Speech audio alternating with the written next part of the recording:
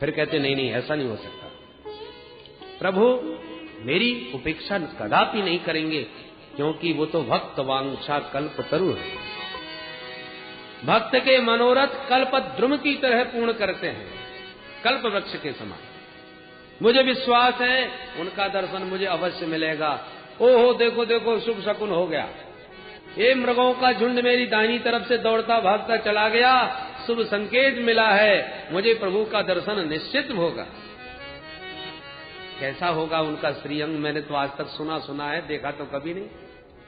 बड़े विशाल मछली जैसे उनके नेत्र होंगे, विशाल ललाट होगा, रसगुल्ला जैसे गाल होंगे, तोता के चोंच के समान सुंदर नासिका होगी, बिंबा फल के समान लाल लाल अधर ओष्ठ होंगे।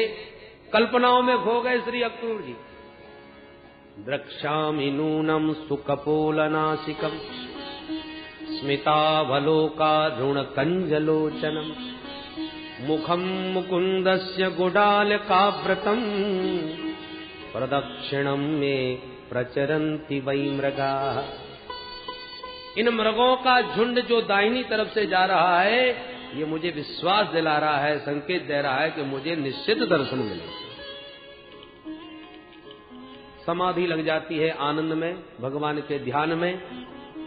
अब घोड़े तो तब चलेंगे जब उन्हें कोई चलावेगा, हाँकेगा। घोड़े भी शांत खड़े हो जाते हैं। अक्रूर जी समाधि लगाए रथ में बैठ गए। कई घंटे बीत जाते हैं, जब होश आता है तब फिर घोड़े हाँकते हैं, और घोड़े जहां 4 कदम और चले कि फिर समाधि लग गए। परिणाम स्वरूप शाम को पहुंच पाए। रथेन गोकुलम प्राप्त सूर्यश्चास्त गिरिन्द्र। परीक्षित सूर्यास्त हो गया वृंदावन में पहुंचते पहुंचते, जबकि मथुरा से वृंदावन में कोई पैदल भी जावे तो 2 घंटे से ज्यादा न लगे, और ये रथ में इतना समय लगा जी। शाम का वक्त था, गोचारण करके गोविंद वापस आए थे। गायों के पीछे पीछे चलते हैं, इसलिए भगवान के सुंदर सुंदर चरण चिन्ह पृथ्वी पर अंकित होते चले जाते हैं। मानो ब्रज भूमि से इतना अनुराग है कि गायों के खुर से जो धरती खुद जाती है, उसकी पीड़ा को दूर करने के लिए भगवान अपने सुकोमल चरणों की मल्लम पट्टी करते हुए जाते हैं। अपने सुखद चरणों के स्पर्श से पुलकित कर देते हैं, उसकी पीड़ा को दूर कर देते हैं। रथ में चलते अक्रूर जी ने जो भगवान के वज्र अंकुश ध्वजा आदि से चिन्हित उन चरण कमलों को देखा, पहचान गए, रथ से कूद पड़े, ब्रजरज को नीचे से ऊपर तक अपने अंग में लोट लगाने लगे। हो ये मेरे प्यारे के चरण चिन्ह हैं, पहचान लिया मैंने। पर अपने प्रिय की हर वस्तु प्रिय लगती है।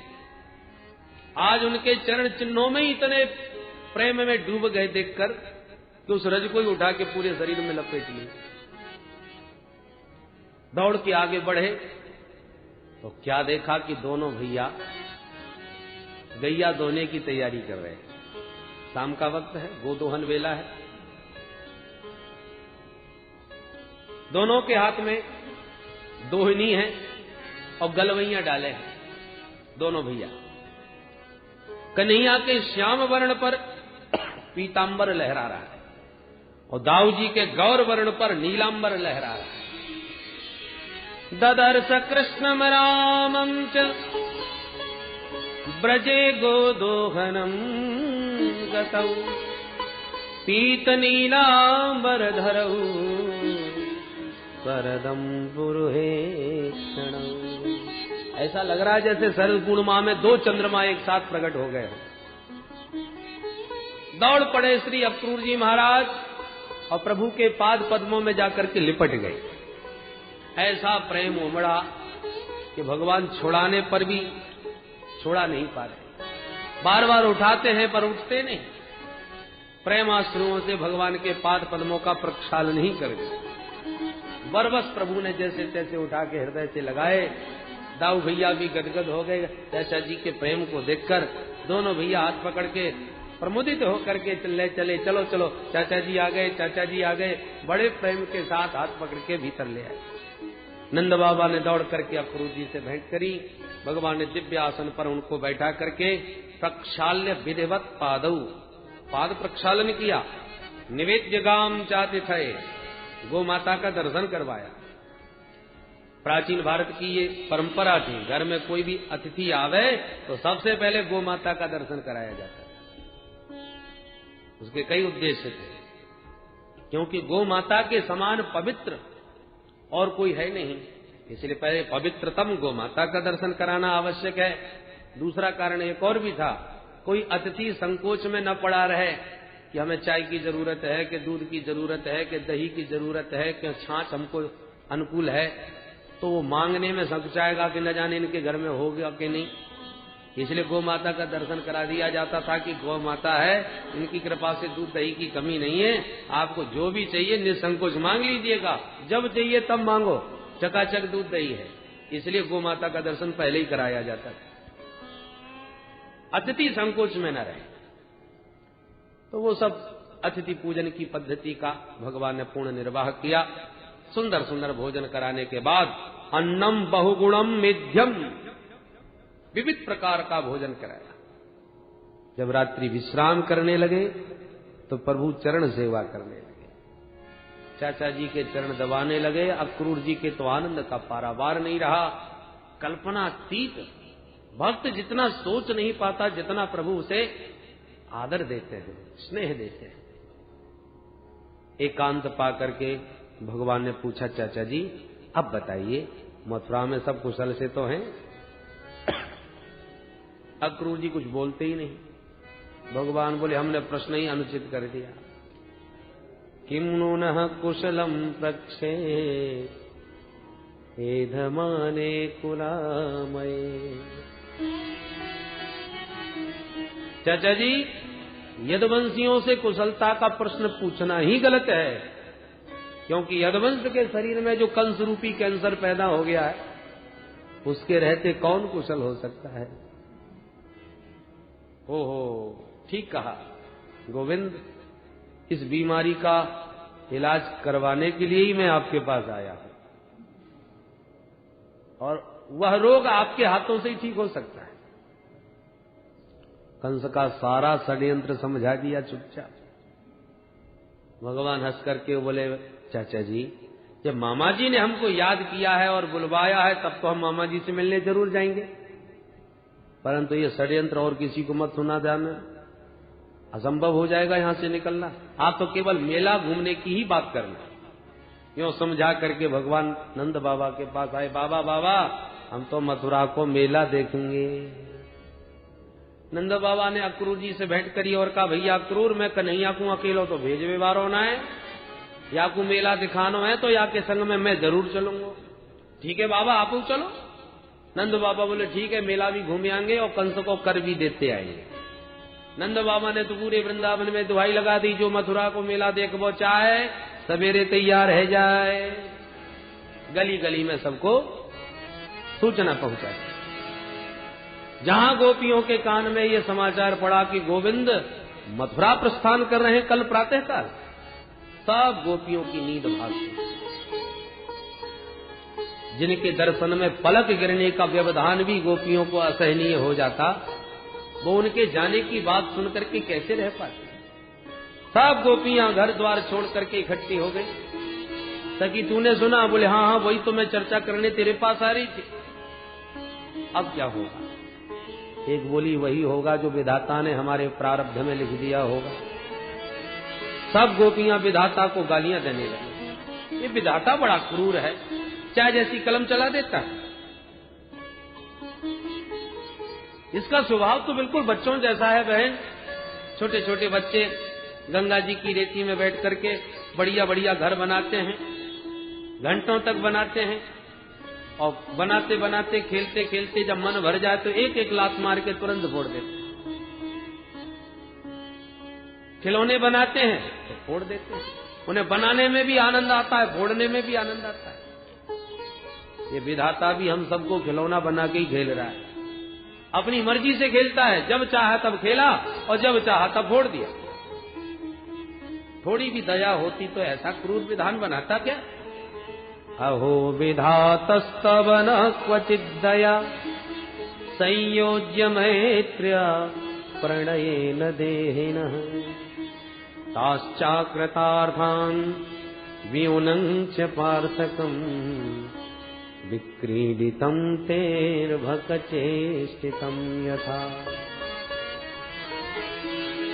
दूसरी बोली, बहन अब विधाता तो हमने देखा नहीं, उसको कोसने से कोई लाभ नहीं, तो किसे कोसें? एक बोली, मेरे लिए तो यमराज बनके ये अक्रूर आया है, न ये आता न कहीं गोविंद के जाने का प्रश्न था। एक बोली, ये भी ठीक कहा बहन, इसका नाम अक्रूर नहीं क्रूर होना चाहिए। सारे ब्रजमंडल की दो आंखें हैं, कृष्ण और बलराम, और दोनों को निकाल करके ले जाएगा, इससे बड़ा क्रूर कर्म और क्या हो सकता है? क्रूरस्त्वम क्रूर समाख्ययास्मनस् चक्षुर्हि दत्तम हरसेवताज्ञवत्। एक बोली, बहन मैं अपने रहते तो जाने नहीं दूंगी। क्या करेगी? रथ पकड़ लूंगी, रथ के सामने लेट जाऊंगी, जैसे बनेगा वैसे श्री कृष्ण को जाने से रोकूंगी। एक बोली, बहन ऐसा कुछ करने से हमारी बहुत बदनामी हो जाएगी, दुनिया वाले देखने वाले सब क्या कहेंगे, ये दुख कैसी पागल है, लोक लाज का क्या होगा? गोपी बोली, बहन जब अपने प्राण प्यारे ही जा रहे हैं तो लोक लाज भी चली जाए, उसको संभाल के क्या करें? निवारयामः समुपेत्य माधवम् किम नो करिष्यन् कुल वृद्ध बांधवा। कुल के वृद्ध बांधव लोग जो हमको नाम देना चाहें, जो भी कलंक देना चाहें, जो भी आक्षेप लगाना चाहें, लगाते रहें, पर मैं अपने रहते नहीं जाने दूंगा। और यूं चर्चा करते करते सारी रात गोपियों को नींद नहीं आई। विसृज्य लज्जाम रुरुदुस्म सुस्वरम गोविंद दामोदर माधवेति।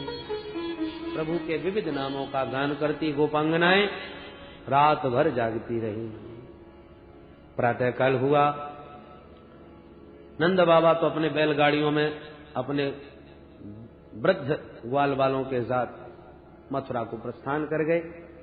पर जैसे ही गोविंद दाऊ जी के साथ तैयार होकर के बैठे रथ में अक्रूर जी के, कि गोपियों का धैर्य का बांध छूट गया, दौड़ पड़ी सब गोपियां, घेर लिया रथ। गोपियों की इस विकलता को देखकर अक्रूर जी घबरा गए। रथ में बैठे भगवान को इशारा किया, सरकार मुझे क्या आज्ञा है? ऐसी स्थिति में तो रथ को हाँकना असंभव है। भगवान तुरंत खड़े हो गए और गोपियों को समझाने लगे। सांत्वयामास सप्रेमैः आयास्य इति दौत्तिकैः। प्रभु विविध भांति समझाए, देवियों दिन रात की तरह संयोग वियोग आते जाते रहते हैं, मात्र 2 दिन की बात है। आज मैं जाऊंगा, कल अपना मथुरा का मेला घूम लूंगा, परसों अपने घर वापस। तो 2 दिन की बात है, उसमें तुम इतनी अधीर हो रही हो। किसी प्रकार से तुम्हें अपने धैर्य की रक्षा करते हुए मुझे विदा करना चाहिए। परसों मैं आ जाऊंगा। गोपियों के कान में ये शब्द पड़ा, परसों आ जाऊंगा, तो गोपियों की एक आशा जगी।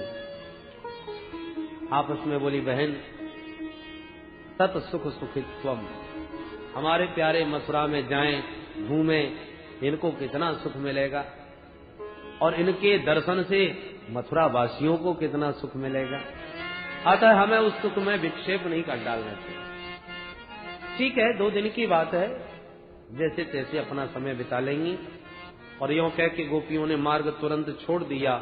अक्रूर जी ने वायु वेग से रथ एकदम दौड़ा दिया। इतने वेग से रथ दौड़ा एकदम के भयंकर धूल उड़ पड़ी। तो जब तक रथ की ध्वजा दिखती रही तब तक देखती रही। धीरे धीरे उस धूल में ध्वजा लुप्त हो गई।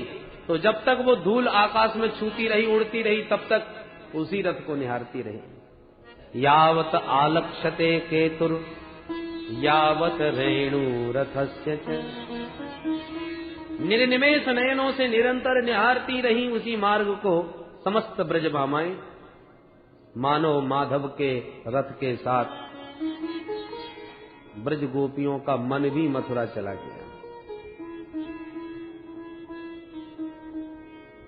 और अक्रूर जी मन ही मन विचार करने लगे, धन्य है ये ब्रज गोपियां, कितना अद्भुत प्रेम था। और ऐसे गोपियों के प्रेमास्पद प्रभु को मैं उस क्रूर कंस के पास ले जा रहा हूं। कंस तो बड़ा ही निर्दयी है, बड़ा ही दुष्ट है, कदाचित कुछ भी इनका अहित हो गया तो मैं इन गोपियों को क्या जवाब दूंगा। ये गोपियां मुझे तो कभी क्षमा नहीं करने वाली। सोच सोच के विचार करते हुए जा रहे थे कि निर्मल यमुना का जल दिखाई पड़ा तो रथ रोक लिया। प्रभु आज्ञा दें तो एक डुबकी लगा लूं।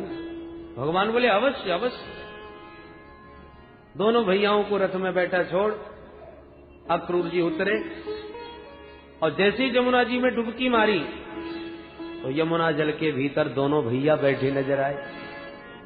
उछल पड़े, अरे इन्होंने भी छलांग मार दी क्या मेरे साथ। उछल के जब देखा तो दोनों भैया रथ में भी। अब तो बड़े चक्कर में पड़ गई, ये दो कृष्ण बलराम कैसे हो गए भाई। पुनः डुबकी मारी तो भगवान दिव्य चतुर्भुज रूप में प्रकट हो गए। प्रहलाद आदि भक्त चारों तरफ से प्रकट हो गए। तमाम देवी देवता प्रकट होकर स्तवन कर रहे हैं प्रभु का। ये दृश्य देखते ही अक्रूर जी समझ गए, ओ हो जिनको मैं नन्हा सा नंदलाल समझ रहा था, अब समझ गया ये कौन है। न तो उसमें हम खेल हे तुहे तुम नारायणम पुरुषमाद्यम व्ययम यन्ना विजाता दरविंद कोशात् ब्रह्मा विरासी यत एष लोकः ब्रह्मा विरासी यत एष लोकः। हे प्रभु मैं पहचान गया, आप समस्त जगत के कारणों के भी कारण हैं। साक्षात नारायण हैं, आदि पुरुष हैं। आपके नाभि कमल से ब्रह्मा जी प्रकट भये जिन्होंने समस्त संसार की संरचना करी। ऐसे हे प्रभु आपको मेरा प्रणाम है और भगवान के समस्त अवतारों की चर्चा अपनी स्तुति में करें। आप ही त्रिविक्रम बन के बलि को छलने पधारे, आप ही बराह बन के पृथ्वी का उद्धार किए, आपने ही परशुराम बन के क्षत्रियों का दर्प दूर किया, आप ही श्री रामभद्र बन के रावण का अंत करने पधारे। नमस्ते रघुवर्याय रावणांत कराय च। और आज आप ही चतुर्व्यूह में श्री कृष्ण बलराम प्रद्युम्न अनिरुद्ध रूप में चतुर्व्यूह आपका प्रकट हो रहा है। बड़ी सुंदर स्तुति करी, लौट के आए और भगवान को आके फाड़ फाड़ के देख रहे हैं रथ में बैठे प्रभु को। ये वो ही है जो चार हाथ वाले अभी जमुना जी में दिख रहे थे। भगवान मुस्कुरा के बोले चाचा जी ऐसे क्यों देख रहे हो, किमते दृष्ट में हाथ भूतम, कोई अद्भुत दृश्य देख लिया क्या, ये आंखें कैसी फटी फटी सी हैं। अक्रूर जी चरणों में गिर पड़े, प्रभु आप ज्यादा लीला न करना, नहीं पागल हो जाऊंगा। आप ही दिखाते हो और आप ही भोले बन के पूछ रहे हो कि ऐसा क्या देख लिया। पर आप कुछ भी हो, आपको मेरे घर चलना पड़ेगा सबसे पहले। भगवान मुस्कुरा के बोले चाचा जी आपका घर तो मेरा ही घर है, अवश्य आऊंगा, पर पहले मामा जी से तो मिल लूं। अच्छा मामा जी से मिलके सही, पर आना जरूर। हाँ हाँ चाचा जी जरूर आऊंगा। प्रभु ने आने का वचन दिया। बातों बातों में रथ अब पहुंच गया। एक प्रहर बाकी है दिन और पहुंच गया रथ मथुरा। नंद बाबा ने कहा, रे कन्हैया बेटा बड़ी देर लगाई दी तेने आगे में, हम अपनी बैलगाड़ी अंती आ गए कब से। भगवान बोले बाबा हमने तो नेको देर ना करी, पर चाचा जी ने जमुना जी में नहावे में घंटा लगाए दे। ओहो तब कोई बात ना है लाला, आराम कर, कल मेला घूम के चलेंगे मथुरा। भगवान बोले बाबा अभी तो एक पहर बाकी है, आप आज्ञा करो तो कछु आज घूमे आए, बाकी को कल आपके साथ घूम लेंगे। नंद बाबा बोले खबरदार, ये अपना वृंदावन ना है जो मुंह उठाए चल दिए, ये कंस की नगरी है, कब जा तेरो का भरोसा कब कौन से लड़ भिड़ जाए, मैं ना भेजवे मारो। दाऊ जी बोले बाबा आप मोई आज्ञा दो, मैं बड़ो समझदार हूँ, का उसे झगड़ा ना होएगो, मैं लाला को घुमा के तुरंत ही रात होने से पहले आ जाऊंगा। नंद बाबा समझ गए छोरन के खूब मन में है, तो ठीक है मेला ठेला में तो छोरा छापरी घूमो करे, चल ठीक है बलराम मैं तो पे तो भरोसा कर लूं, पर जा पे वो नेको विश्वास न। और देख रात ज्यादा मत करियो और काऊ से झगड़ा ना होए, जल्दी आ जाइयो। ठीक है बाबा, चल कन्हैया। हाथ पकड़ के दाऊ जी चल दिए। श्री दामादिक ग्वाला भी आए हैं, कन्हैया हम चले। हाँ हाँ सब चलो। ग्वाल मंडली के साथ गोविंद मथुरा में प्रविष्ट भय। और मिथिलापुरी और मथुरापुरी की लीलाएं बहुत कुछ मिलती जुलती है। मिथिलापुरी में राम जी बड़े भाई थे, इसलिए लखनलाल जी को घुमाने लगे, गुरुदेव से आज्ञा मांगी। अब भगवान कृष्ण छोटे हैं, दाऊ भैया बड़े हैं, तो बाबा से आज्ञा लेके जा रहे हैं। जैसे ही मथुरा में प्रवेश किया कि पूरी मथुरापुरी में तहलका मच गया, हल्ला मच गया। ए भैया पूतना को मारवे बारो छोरा आ गयो। कोई कहे ए भैया वो साथ को उसको गोवर्धन उठावे बारो लाला आ गयो। जो जब जहां सुनता है वहीं से भागता है। धाये धाम काम सब त्यागे, धाये धाम काम सब त्यागे, धाये धाम काम सब त्यागे, धाये धाम काम सब त्यागे। मनहु रंक निधि लूटन लागे, मनहु रंक निधि लूटन लागे। आगे धाम काम सब त्यागे, आगे धाम काम। सब अपने गृह कार्यों को छोड़ छोड़ के भाग रहे हैं। अरे सखी चलो चलो देखे देखे वो छोरा कैसे है, बड़ो नाम सुन रखो है। सब पागलों की तरह भाग रहे। अरे जो देवियां इतनी लाज मर्यादा में रहती थी कि घर की देहरी से बाहर नहीं निकलती थी, आज वो मुंह खोले भाग रही। ए सखी वो निकल गयो का? दूसरी कहती है बाबरी घर में घुसी अब तक क्या कर रही? अब आली निकल के गए, जल्दी दौड़। पागलों की तरह भाग रही। और जो बेचारी कैसे उन्हें निकल पा रही, वो झरोके से झांक रही है ऊपर से अट्टालिकाओं में। और भीड़ में जाते हुए गली से निकलते हैं जब गोविंद, तो एक झलक पाते ऊपर से चिल्ला पड़ती है सखी देख वो गयो कारो कारो मुरली बारो। अरे सखी देखने में तो नेक तो मालूम चले, पर कितनो सुंदर कितनो प्यारो। मेरी तो समझ में ना आवे या नेक से छोरा ने साथ को उसको गोवर्धन कैसे उठा लियो हो वो, कि नेक से 1.5 हड्डी के छोरा ने इतने इतने बड़े राक्षस कैसे मारे होंगे। इतनी जोर जोर से वार्ता करने लगती है ऊपर से ही कि कृष्ण कन्हैया तिरछी निगाह से उधर ही देखने लगते हैं कि कौन चर्चा कर रहा है हमारे बारे में। और जिस पर तिरछी चितवन चला दे बस वही पागल है जाए, फिर वो अपने बस में ना रहे। ऊपर से चिल्ला पड़ती है सखी देख देख मेरी तरफ कैसे देख रहे। दूसरी कहती है बाबरी और तूने ना देखो मेरी तरफ देख देख के तो कैसे मंद मंद मुस्कुराए रहे हैं। बोलो जय श्री कृष्ण। मिथिलापुरी के राम जी में और मथुरापुरी जी के श्याम जी में यही अंतर है। मिथिला के राम जी तो बड़े लजीले शर्मीले सबचीले, परंतु मथुरा के श्याम जी तो बड़े छल छबीले। इन्हें काऊ से नेको संकोच न लगे। हठात सबके चित्त को बलात् अपनी ओर खींचने वाले हैं, इसलिए नाम ही इनका कृष्ण है। कर्षयति कृष्ण। किसी को नयन मटका के, किसी को भरकुटी हिला करके, किसी को मंद मुस्कुरा के, सब मथुरा वासियों के चित्त को चुराते चले जा रहे हैं। अपनी आंखों के मंद चांचल्य से, चंचल चांचल्य से सबके चित्त को चुराते चले जा रहे हैं। एक भक्त ने बड़ा सुंदर वर्णन किया भगवान के नेत्रों का। आइए आप भी उस छटा का आनंद लें।